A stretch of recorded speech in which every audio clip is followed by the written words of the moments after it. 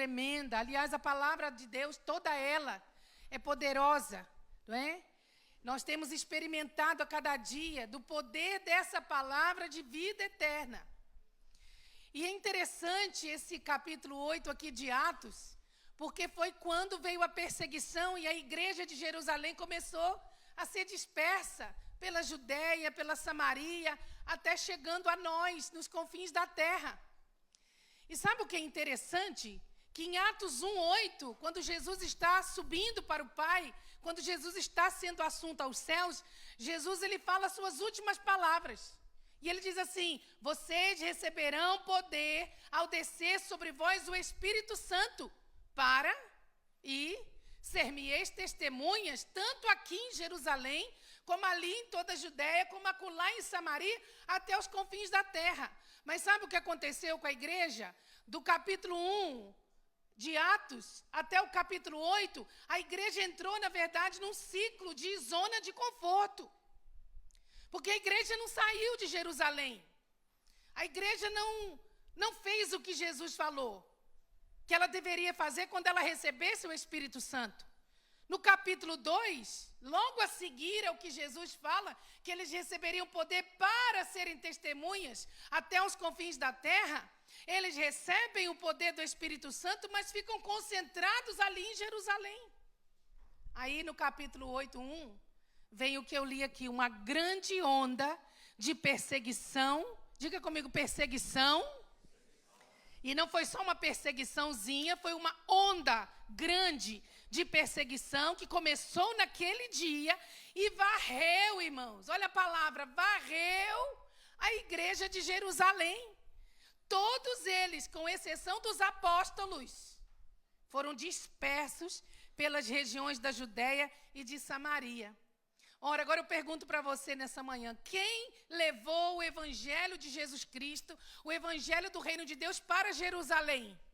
Jesus e os seus discípulos. Mas agora, quem levou o evangelho de Jesus para fora de Jerusalém? Os crentes simples, os anônimos, porque nem os nomes deles nós temos aqui. Os que foram dispersos, levaram pelas regiões da Judéia e Samaria o evangelho de Jesus. E é interessante que esses crentes aqui, eles só foram quando foram motivados por essa força poderosa chamada Herodes. Porque Deus é assim, irmãos, Deus usa quem Ele quer na hora que Ele quer, e quando Ele quer tirar a sua igreja da sua zona de conforto, Deus move céus e terra para fazer isso.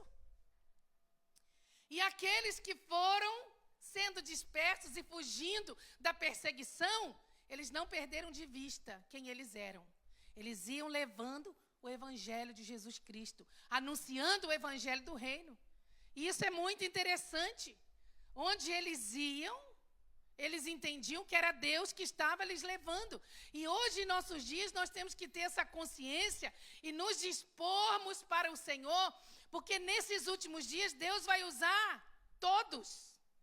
Deus vai usar pessoas grandes, Deus vai usar os pequeninos, porque segundo a profecia de Joel, nos últimos dias, quando o Senhor derramar do seu Espírito sobre toda a carne, olha, é filhos e filhas, é jovens e velhos, servos e servas, o Senhor vai usar todos, porque todos receberão do seu Espírito Santo. Então, alguns aqui foram usados por Deus, não para grandes propósitos, ou para um projeto, ou um ministério a longo prazo. Mas alguns, na palavra de Deus, eles foram usados para alguns projetos pequeninos. E outros deram continuidade. Por exemplo, Deus usou Nabucodonosor. Não usou o rei Nabucodonosor? Para tirar o povo da sua zona de conforto, da vida de idolatria que vivia em Jerusalém. Judá foi quase toda levada para o cativeiro na Babilônia. Pastora Cíntia, mas como Deus usou Nabucodonosor, se ele entrou em Jerusalém, ele destruiu tudo, ele destrói o templo, o centro da adoração, destrói os muros, leva para o cativeiro, leva para o exílio os mais nobres de Jerusalém. Irmãos, foi o próprio Deus que chamou Nabucodonosor de meu servo. Até o diabo é servo de Deus quando Deus quer usá-lo. Ora, Deus, quando nós lemos aqui na sua palavra, o povo voltando do cativeiro, Deus usou Ciro, o rei da Pérsia. E Deus chamou o rei Ciro de meu ungido. Deus unge pessoas, às vezes, para um propósito só. Como no caso aqui. E agora, Deus vai usar o rei Herodes. Até o rei Herodes se torna servo do Senhor, quando o Senhor quer trabalhar na vida da sua igreja. Vocês vão ser testemunhas quando o Espírito Santo descer. E nós estamos aqui dentro, sendo cheios do Espírito Santo. Se nós não tomarmos consciência da nossa missão, o Senhor vai usar seus agentes, e aqueles que não são seus agentes, Ele vai usar com um propósito específico para nos empurrar, para nos fazer sairmos da nossa zona de conforto. E às vezes nós não sabemos nada de certos anônimos que foram usados por Deus. Por exemplo, eu gosto muito quando cobram o imposto de Jesus e dos discípulos, e Jesus fala, tem que dar a César o que é de César. Então, vai lá, Pedro, vai lá e pesca lá um peixe. Abre a boca do peixe, você vai ver lá uma moeda e aquilo vai ser suficiente para pagar o meu imposto, o seu e de todos aqui. Mas a gente não sabe nada que aconteceu depois com esse peixe. Qual era a espécie dele, se era aquele peixe que Pedro pescava, não é? Que a gente, quando vai a Israel, come, que é uma delícia, tilápia. A gente não sabe o que fizeram, comeram ele depois? Não sabe. Só sabe que Deus usou ele com aquele propósito de ter lá uma moeda na sua... Deus tirou o peixe do anonimato, irmãos. Olha, outro que Deus tirou do anonimato, o jumentinho lá, que Jesus usou para entrar em Jerusalém como rei. O que foi daquele jumento depois? Onde colocaram ele? Ele voltou para os seus antigos donos. Mas ele foi usado por Deus para aquele propósito de introduzir Jesus em Jerusalém como rei, sendo aclamado. E aqui no verso 3, diz assim, Saulo, porém, procurava destruir a igreja, ia de casa em casa, arrastava para fora homens e mulheres e os lançava na prisão. Olha, a perseguição, essa grande e dura perseguição na vida da igreja resultou em duas coisas. Dispersão dos crentes, porque por causa da perseguição e com medo de morrerem, eles foram indo embora de Jerusalém, foram saindo. E o segundo resultado foi o crescimento da igreja. Foi o avanço do evangelho do reino. Foi o avanço da pregação de Jesus Cristo, das boas novas do evangelho. E sabe, irmãos, se nós lemos o capítulo anterior, nós vamos ver que aconteceu a morte do primeiro mártir da igreja, que foi o jovem Estevão, um diácono também da igreja de Jerusalém. E aí, como Estevão foi apedrejado, não é? Aquilo lá só se falava naquele acontecimento. Então, os crentes estavam com medo de também serem mortos. Não se falava de outra coisa. E agora eles fogem, vão indo embora, não é? De Jerusalém, vão levando esse evangelho, vão embora para a Judéia, Samaria e confins da terra e diga assim, chegou até mim. Aleluia! O evangelho chegou até os confins da terra e nós somos prova disso. E no verso 4 diz assim, os que haviam sido dispersos, porém, anunciavam as boas novas a respeito de Jesus por onde quer que fossem. Eu amo essa expressão. Por onde quer que fossem. Nós não vemos aqui nenhum nome importante. Nós não vemos aqui nenhuma pessoa que se tornou célebre. Nós não vemos aqui nenhum dos 12 que caminharam com Jesus por 3 anos. Aqueles que haviam sido dispersos. Irmãos, aliás, os apóstolos nem saíram logo de Jerusalém. O próprio começo do texto diz que alguns foram dispersos, mas os discípulos, apóstolos que andaram com Jesus, eles ficaram lá em Jerusalém. Então, quando nós olhamos aqui, nós vemos esses irmãos anônimos, sendo dispersos e levando o evangelho, levando o avivamento por onde eles passavam, onde quer que Deus os permitia ir. Meu Deus, nós vemos aqui, não é? Que tremendo ministério eles tiveram. Eles eram como a azeitona, quanto mais espremido, mais azeite produziam. Eu louvo a Deus pela vida dos imigrantes. Eu louvo a Deus. Quando o imigrante crente em Jesus, convertido a Jesus, ele entende que ele saiu de uma nação, ou de uma cidade para outra, ou de uma nação para outra, não para fugir da miséria, não é? Da vida dura, mas que ele está indo não só buscando uma melhor qualidade de vida para a sua família, mas ele está indo como um agente do céu, ele está indo como um missionário, não de carreira, um missionário bivocacionado. Irmãos, olha, a igreja avança quando o crente tem esse entendimento. É que as pessoas às vezes não entendem por que acontece a perseguição financeira, a perseguição política, não é? A luta faz as pessoas se moverem e muitas vezes as pessoas se esquecem do propósito que elas têm. E muitos até se desviam, muitos até deixam suas famílias em busca de um sonho, de uma vida melhor, destroem tudo o que eles possuíam antes. Mas eu louvo a Deus pelos imigrantes que têm entendimento de que estão indo trabalhar, mas primeiro estão indo servir a Deus num outro lugar. Quero dizer para você isso. Você como imigrante. Irmãos, eu louvo a Deus pelo começo e por tudo que Deus fez na nossa Igreja Metodista Livre em Portugal nesses 24 anos. Que se não fossem os imigrantes, crentes que vieram buscando uma vida melhor, mas chegaram dizendo, não podemos ficar sem congregar. Nós precisamos de ser pastoreados. Nós precisamos de um lugar onde nós podemos servir a Deus. E esses irmãos foram colaborando financeiramente, evangelizando, entenderam o propósito. E o nosso ministério por anos e anos e anos aqui foi sustentado pelo trabalho dos imigrantes, que entenderam que Deus tinha mais.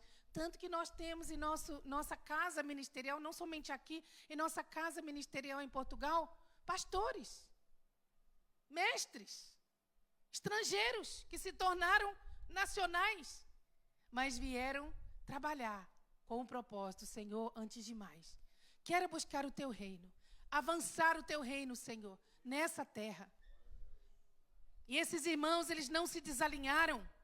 Esses irmãos iam movidos pela perseguição, movidos pelo servo do Senhor Herodes, e eles iam pregando o evangelho, orando pelas pessoas. E assim devemos ser nós, irmãos.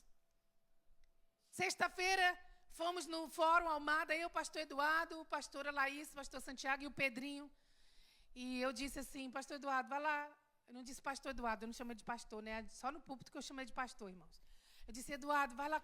Não, assim, quando peço alguma coisa é Du, né? Du, vai lá comprar uma sopinha para mim na casa da sopa.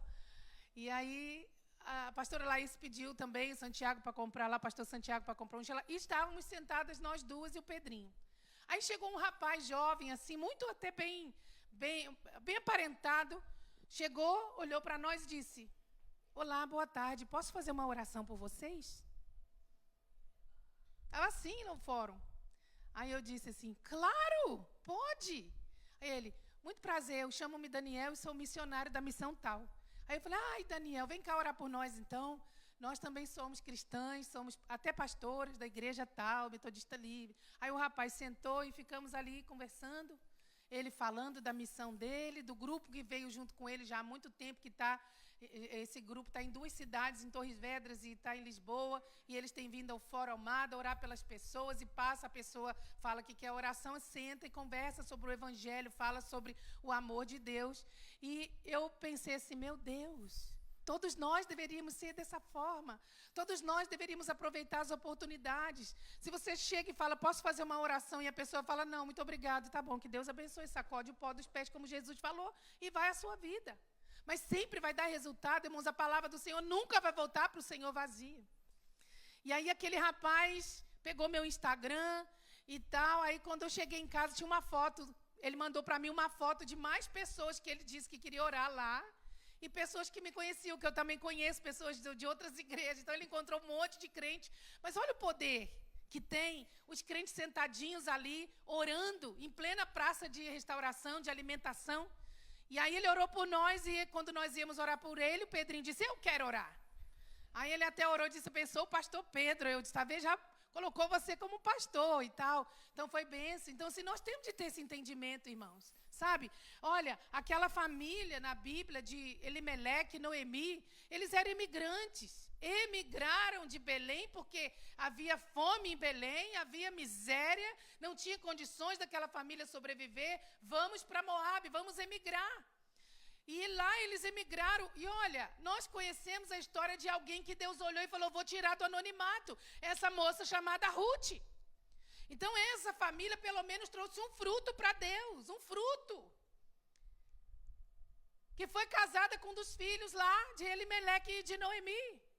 Se ela fala para Noemi assim, eu vou com você para Belém, embora eu não tenha marido, já só temos nós as duas, eu volto com você porque esse Deus passou a ser o meu Deus, esse povo passou a ser o meu povo. Porque ela viu algo de diferente naquela família. Ela foi evangelizada lá na lei de Moisés por causa daquela família. E na hora certa ela decidiu voltar. A outra foi embora. Então significa, irmãos, que sempre vai haver fruto. Alguns podem voltar atrás, alguns podem rejeitar, mas alguns vão querer. E nós temos de ter esse entendimento. E no verso 5 diz assim, Filipe foi para a cidade de Samaria e ali falou ao povo sobre o Cristo.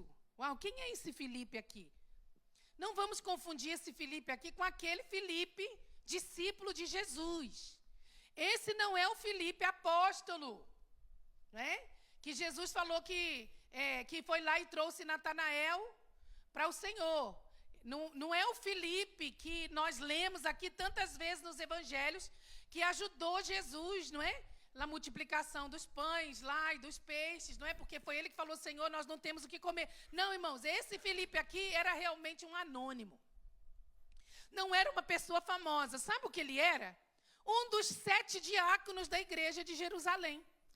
Quando nós lemos Atos 6, nós lemos que a igreja, não é? Debaixo da orientação do Espírito Santo, levanta 7 diáconos. Dentre eles estava Estevão, que foi martirizado, e esse Filipe. Olha, Filipe, um diácono que servia na igreja como quase um anônimo. Quase anônimo. E quando Filipe, ele começou o seu ministério, Deus começou a usá-lo e ele se tornou agora um evangelista itinerante. Porque ele sai de Jerusalém, né, onde ele era diácono, servia aos órfãos e às viúvas, servia comida às pessoas, ele cuidava da parte material, física do ministério, enquanto os apóstolos oravam e se dedicavam à ministração da palavra. Agora ele começa a pregar o evangelho e Deus começa a usá-lo de uma forma poderosa. E aí, talvez muitas pessoas, até que estejam aqui ou me assistindo em casa, não é? Elas podem estar ouvindo essa palavra e podem se perguntar assim, mas quem sou eu para Deus me usar dessa forma? Quem sou eu que quando Filipe falava, irmãos, os resultados eram visíveis. Deus deu a ele uma unção evangelística. Ele não só tinha ousadia para pregar a palavra, não é a didática certa para pregar essa palavra poderosa, mas Deus também deu a ele dons de sinais e maravilhas. Demônios saíam das pessoas, as pessoas eram libertas, as pessoas eram curadas. Havia grande alegria por onde ele passava, porque ele tinha o poder de Deus na sua vida. E talvez você pense assim, mas como Deus vai me usar? Eu sou completamente um anônimo. Quem sou eu para Deus me usar? Eu sou um diácono na igreja. Eu sou o recepcionista da igreja. Eu sou a pessoa mais simples que serve. Ninguém me vê. Eu sou um intercessor só. Tem gente que tem coragem de falar, eu sou só o intercessor. Quem era Filipe? Filipe era esse diácono que entendeu que Deus podia fazer mais na sua vida do que Deus havia feito até ali. Filipe foi fiel a Deus no pouco e Deus colocou sobre o muito. Quando nós somos fiéis a Deus no pouco que Ele nos dá para nós fazermos, Ele vai nos confiando coisas maiores. E Deus agora confia a Filipe e a cidade de Samaria, e não só a cidade de Samaria, também toda a nação da Etiópia, segundo a história, foi alcançada com o evangelho de Jesus, com aquilo que Filipe fez com o eunuco lá no deserto. Irmãos, quem somos nós? Nós somos servos de um Deus vivo. Deus nos vê. Como disse Agar, eu louvo esse Deus porque Ele é o Deus que me vê. Deus vê os anônimos. No auge do avivamento em Samaria, Filipe lá, sozinho, pregando, Deus usando, pessoas sendo libertas. Até o Simão, que era bruxo, era mágico, se converteu, começou a seguir Filipe. No auge do avivamento, Deus fala, Filipe, agora vai lá para o deserto. Tem um lá que eu também vou tirar do anonimato. A gente não sabe o nome do eunuco, mas ele era um alto funcionário da rainha Candace da Etiópia. E aquele homem, ele tinha tanta sede, ele vinha de Jerusalém, ia para a Etiópia na sua carruagem pelo deserto e lê Isaías 53, mas não percebe nada. E o Filipe, cheio do Espírito Santo, agora deixa aquela multidão, porque a Bíblia fala que eram multidões. E ele obedece e vai para o deserto. E chega lá, tem aquele eunuco lendo as escrituras dentro daquela carruagem. Filipe correndo, diz, então, o que você lê? Olha, eu leio aqui um texto que fala que ele foi ferido pelas nossas transgressões, moído pelas nossas iniquidades. O castigo que nos traz a paz estava sobre ele. Entendes tu o que lês? Não, eu não entendo, eu não percebo. Como é que eu vou perceber se ninguém me ensina? Aí, sabe o que faz o Filipe? Agora já estava saindo do anonimato. Entrou com ele na carruagem e foi anunciando Jesus Cristo. Olha, esse texto aqui é sobre o Messias. Esse texto aqui é sobre Jesus. E vai aquela conversa maravilhosa. De repente para o eunuco e diz, opa, aqui nesse deserto encontrei água. Olha ali a água, o que me impede que eu seja batizado? Porque eu creio em Jesus, eu creio que essa palavra é sobre ele. E eles descem daquela carruagem e Filipe batiza aquele homem. E a palavra do Senhor diz, sabe o quê? E aquele eunuco foi embora alegre. Uma das evidências da presença do Espírito Santo numa comunidade, na vida de uma pessoa, é a alegria. E ele leva esse evangelho para a Etiópia. Irmãos, quando nós vamos em Jerusalém, nós vemos tantos etíopes. Grupos e grupos e grupos de irmãos da Etiópia, a coisa mais linda. Andando em Jerusalém, adorando Jesus. Há pouco tempo, uma das grandes evidências da volta de Jesus acontecendo entre os etíopes. Aviões fretados trazendo etíopes, judeus, voltando para sua casa, para Jerusalém, voltando para suas raízes. Por causa daquele anônimo que se tornou um evangelista. E por causa daquele eunuco que se tornou também um grande evangelista. Esse é o Deus que nós conhecemos. Então, o que nós temos de fazer? Nós devemos de parar de olhar para as pessoas que nós achamos que são grandes e nos compararmos a elas. Parar de olhar aquelas pessoas que têm milhões de visualizações nas suas redes sociais, nos seus vídeos, no YouTube e nos seus reels. Uau, meu Deus, eu nunca vou conseguir fazer o que essa pessoa faz. E nós vamos nos comparando àquelas pessoas que nós achamos que são muito grandes. E aí nós vamos nos sentindo cada vez mais como gafanhotos. Como aquele povo de Israel se sentia diante dos cananeus. Qual é o nosso padrão de medida? Não é aquela pessoa famosa, não é aquela pessoa que conseguiu atingir, não é as médias sociais. Essas pessoas não são o nosso modelo, nosso padrão de medida. Nosso padrão de medida não é nem um pastor famoso, nem um coach famoso, nem um governante famoso. O nosso padrão de medida é Jesus Cristo. É Jesus Cristo. E tem muito crente menino, crente sem raízes profundas, irmãos, que ficam se comparando às celebridades, ou ficam só procurando essas pessoas para endeusá-las, colocá-las aqui ou num pedestal. Ah, se no culto tiver uma grande personalidade, eu vou. Se Se não tiver uma grande personalidade, eu não vou no culto, fico procurando uma boa mensagem, uma boa música na internet. Que isso, crente menino, crente que não tem fundamentos, crente que não respeita ou honra a prata da casa, o levita da casa, aquele que paga o preço todo dia pela sua vida. Deixa eu dizer uma coisa para você. Não existe esse negócio de grande homem de Deus. Não existe. Não existe esse negócio de grande mulher de Deus. Não existe, irmãos. O único homem de Deus grande foi Jesus. O resto é tudo fraco, dependente da graça de Deus. Uau, essa pessoa é tão usada por Deus. Mas se ela não buscar Deus, se ela não orar, se ela não jejuar, se ela não levantar intercessores, se ela não santificar a sua vida, ela não é nada, ela não frutifica nada. Por isso que nós estamos vendo aí o evangelho cheio de escândalos. Cheio de escândalos. Que hoje nós, quando lemos a Bíblia, Jesus disse, é necessário que venham os escândalos, mas ai de quem, não é por quem os escândalos vêm. Nós não tínhamos a dimensão do que nós veríamos hoje com as redes sociais. Hoje nada fica oculto mais. Hoje onde há um telemóvel, onde há um Facebook, um Instagram, onde há um áudio, irmãos, não tem mais segredo.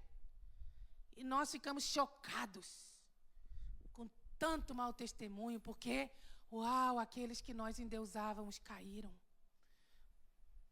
O problema não são só essas pessoas, o problema somos nós, irmãos.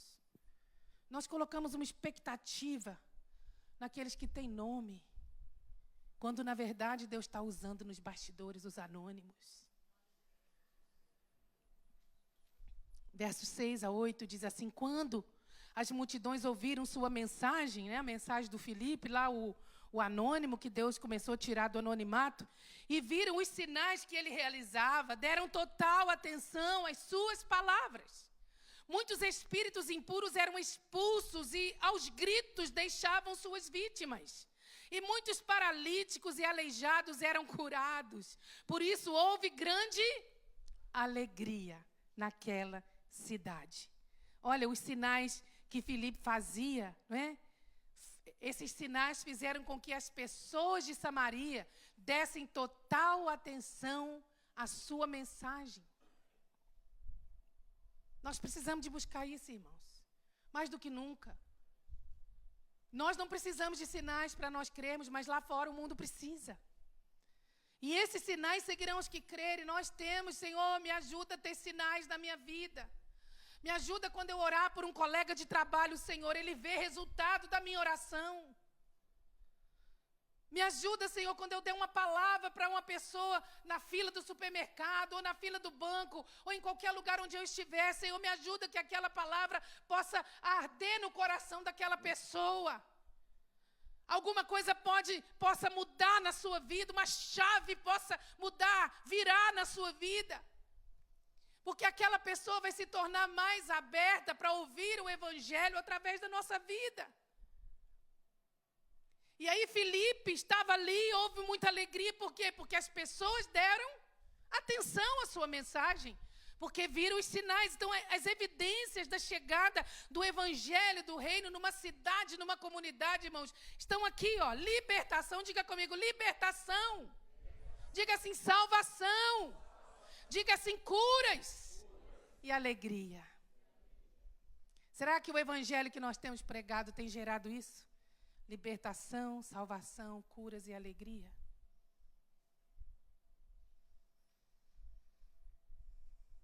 Eu lembro quando eu já contei isso aqui várias vezes, eu não me orgulho disso não, irmãos, eu conto mesmo como testemunho. Testemunho que se torna testemunho. Esqueci a minha ventoinha hoje. Eu trabalhava com meu pai, depois que eu saía da escola de manhã, trabalhava com meu pai à tarde. E na frente da loja do meu pai tinha uma padaria muito grande. E todos sabiam que eu era cristã.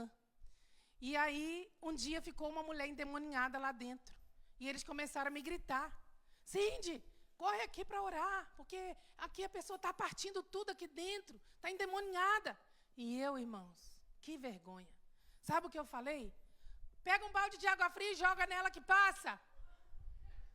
Os irmãos não fazem ideia de como eu me sentia a pessoa mais frustrada do mundo. Que vergonha. Que vergonha. Um momento propício que o Senhor me deu para manifestar o reino dele, a glória dele ali, eu fazer um negócio daquele. Anos depois eu já estava na Jocum. E aí, no nosso tempo prático, eles mandavam a gente para as igrejas, para servir nas igrejas. Alguém pode baixar um pouquinho a temperatura do ar-condicionado aqui, por favor? Peça o pastor Eduardo ali para... Cutuca ele ali, tal. Marisa. Aí me mandaram para uma igreja. E na hora lá da pregação, alguém fica possesso no culto. Isso foi lá em Belo Horizonte. Alguém ficou possesso no culto, o pastor disse assim, eu vou pedir a missionária aqui da Jocum para ir com essa pessoa lá na cozinha orar. Mas não mandou ninguém mais comigo, nem um diácono, ninguém. Tá bom, Adriana. Brigadinha, Adriana abençoada. Vocês já viram como a nossa Adriana está bonita hoje, gente? Ela disse que foi a discipuladora dela que pôs um up nela, tal, que bênção. Discipulado também para isso, não é? Para nos ajudar na nossa autoestima, na nossa autoimagem. Muito bem. Então, o pastor disse, vá lá, missionária Cindy, na cozinha, leva essa pessoa lá para não atrapalhar o culto, não perturbar a ordem do culto. Irmãos, nenhum diácono, ninguém, eu sozinha com a pessoa endemoniada lá. Mas aquela pessoa, o diabo, né, usando aquela pessoa, mas me bateu tanto, mas tanto que eu saí roxa. Aliás, qualquer coisa que me aperte, eu fico roxa. Sou muito branca.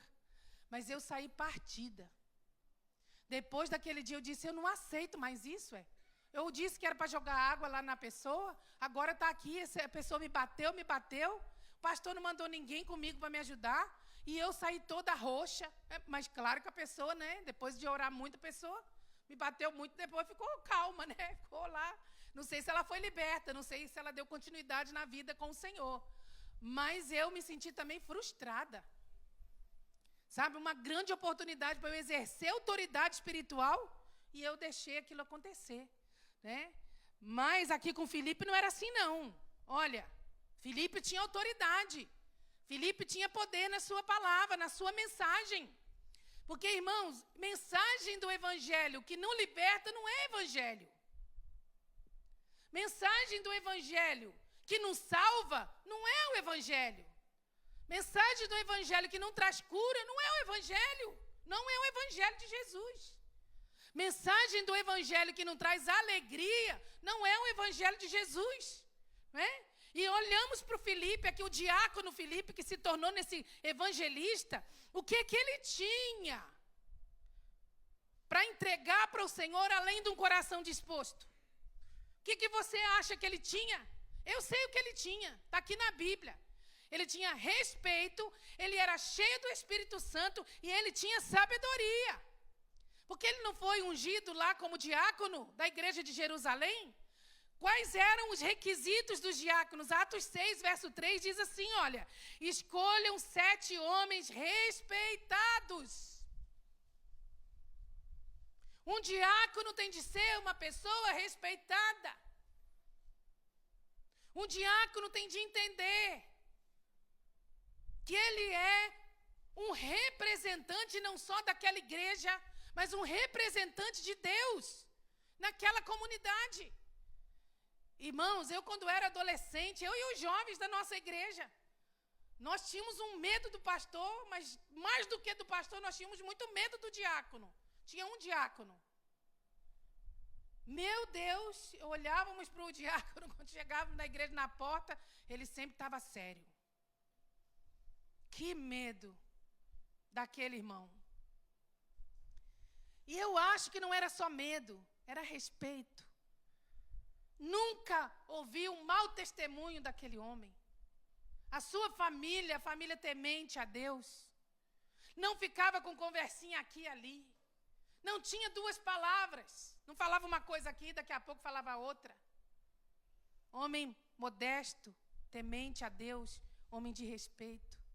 Que não fica devendo a Deus e o mundo. Homens de respeito, de caráter, de honestidade. Felipe era assim. Mas ele também era aqui, ó. escolham 7 homens respeitados, cheios do Espírito.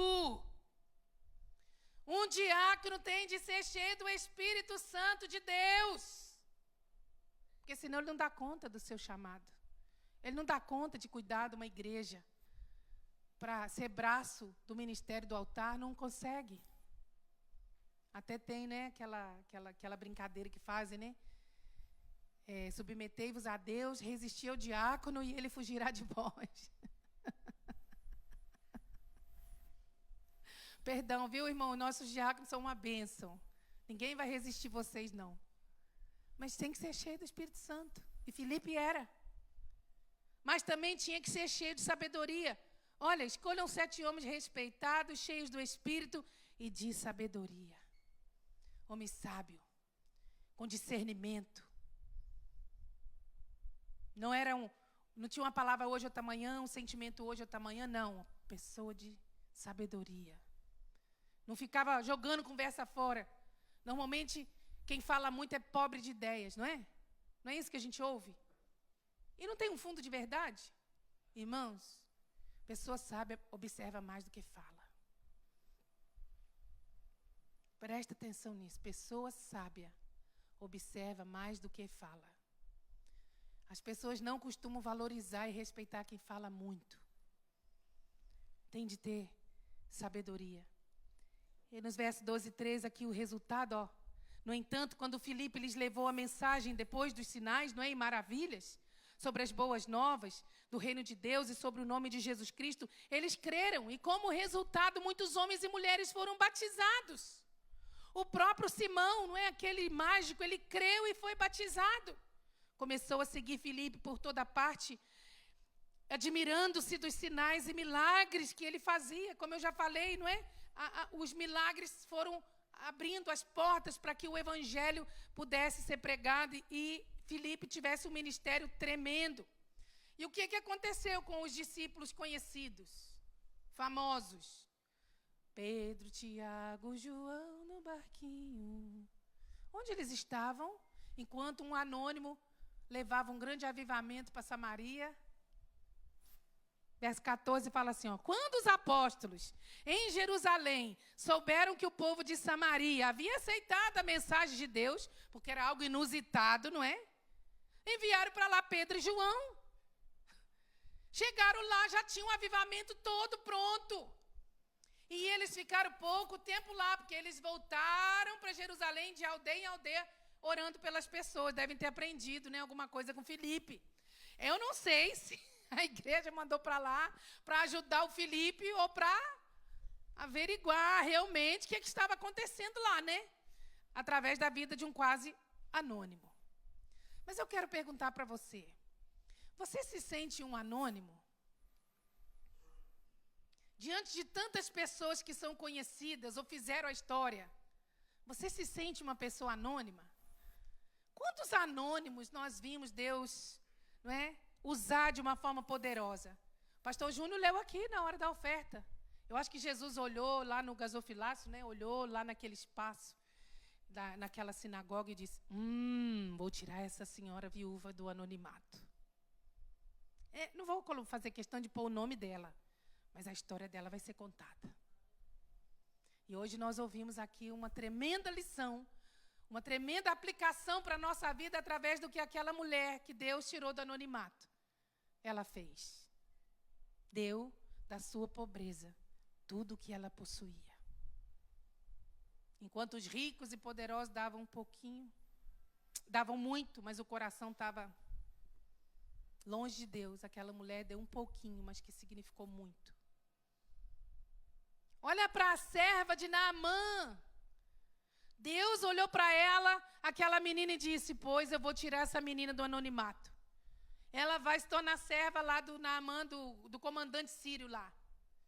E talvez, olha, o Naamã nem tenha conhecido ela direito, porque ela era serva da casa. Mas Deus usou ela de uma forma poderosa para que aquele homem importante que tinha lepra pudesse ir lá procurar o profeta Eliseu e ser curado da sua lepra, mergulhando 7 vezes no Rio Jordão. Alguns o Senhor tira do anonimato. E os irmãos, olha, há uma pessoa, um menino, que me encanta na Bíblia. Nós não sabemos o nome dele, mas diante de uma multidão de quase 15 mil pessoas, Jesus pregou o evangelho e aquele povo tudo com fome. Jesus fala, Filipe, vai lá e compra para esse povo aí, vai lá e dá para esse povo comida. E Filipe, Senhor, mas o que vamos fazer? Muita gente, nem 200 denários dá para comprar comida. E se tivermos o dinheiro, onde nós vamos encontrar algum lugar aberto para comprar comida para esse povo todo? Aí Jesus, o que nós temos aqui para comer? Só tinha um menininho, precavido, com um lanchinho. Que a mãe dele deve ter colocado lá na mochilinha dele, como é que é o nome? A marmitinha? Alforge. Alforge não é para pôr... É mesmo, alforge é para colocar comida. Alforge dá para colocar água e comida, né?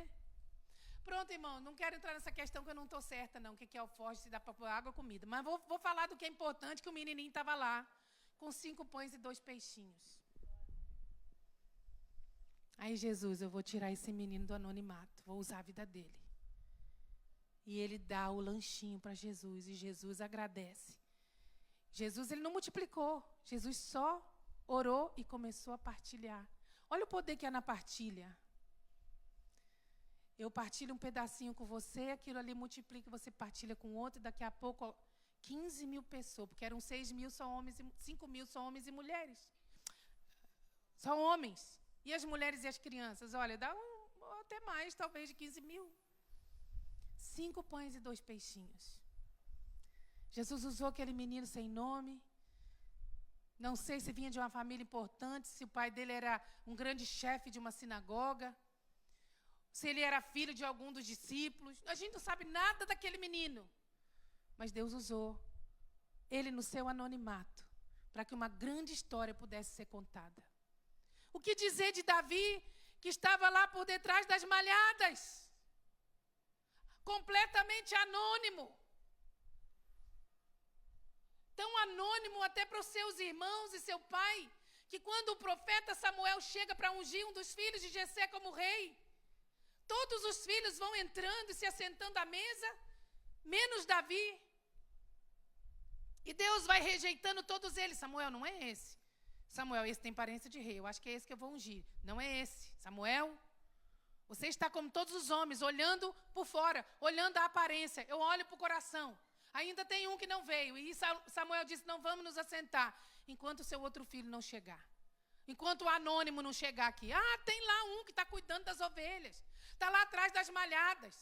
E quando ele chega, o Senhor fala, é esse aí, ó. Esse menino aí, o homem segundo o meu coração, que vai executar toda a minha vontade, que vai reinar sobre o meu povo.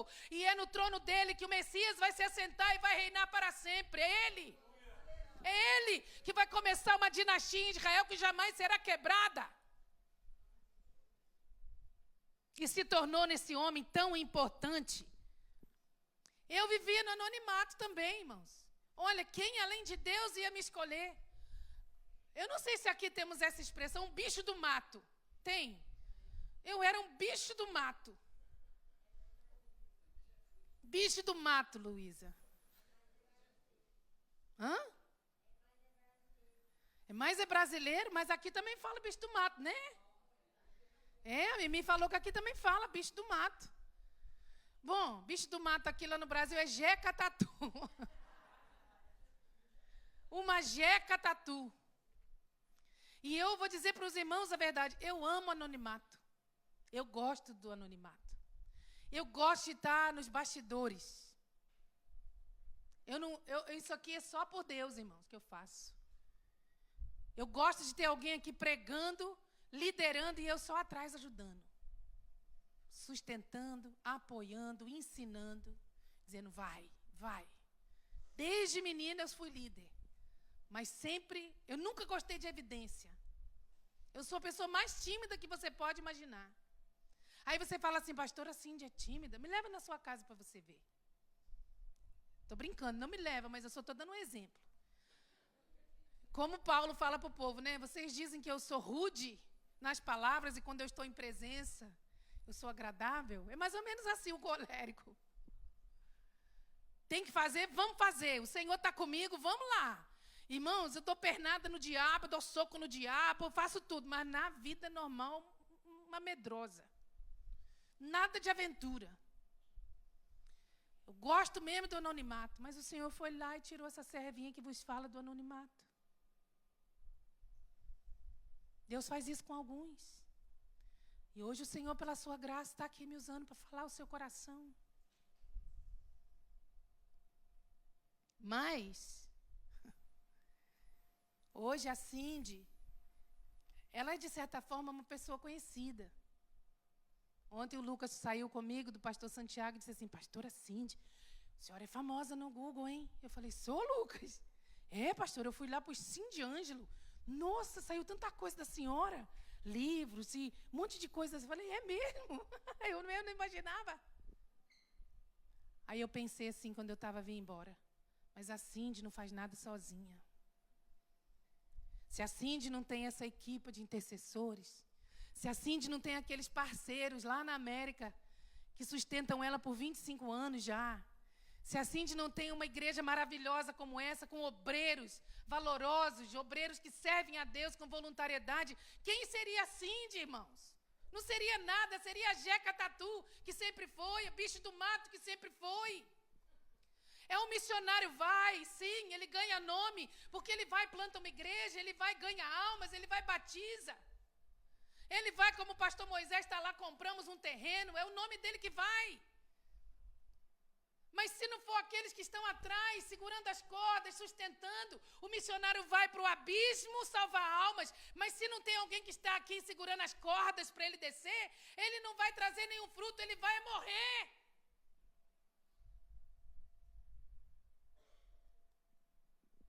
Toda pessoa que se torna conhecida, ela precisa de anônimos. Ela precisa dos... Todo avivalista que já existiu nessa terra precisou de intercessores.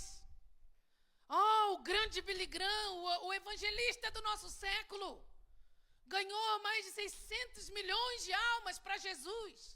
Ou 600 mil. Ai, já não sei também. Mas é muita gente, irmão, é muita gente. Aquele homem pregou para todos os presidentes de nações.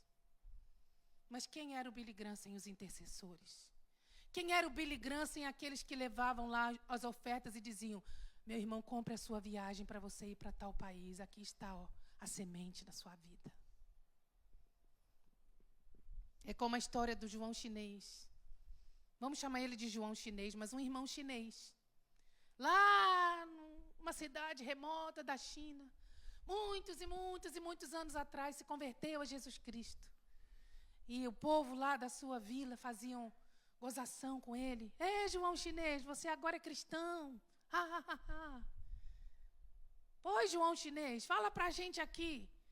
Você que acredita que vai para o céu quando morrer, qual é a primeira pessoa que você vai querer ver no céu quando você chegar lá? A primeira pessoa que eu vou querer ver no céu é o meu Senhor Jesus Cristo, que deu a sua vida por mim, que morreu na cruz para me salvar e escrever meu nome no livro da vida.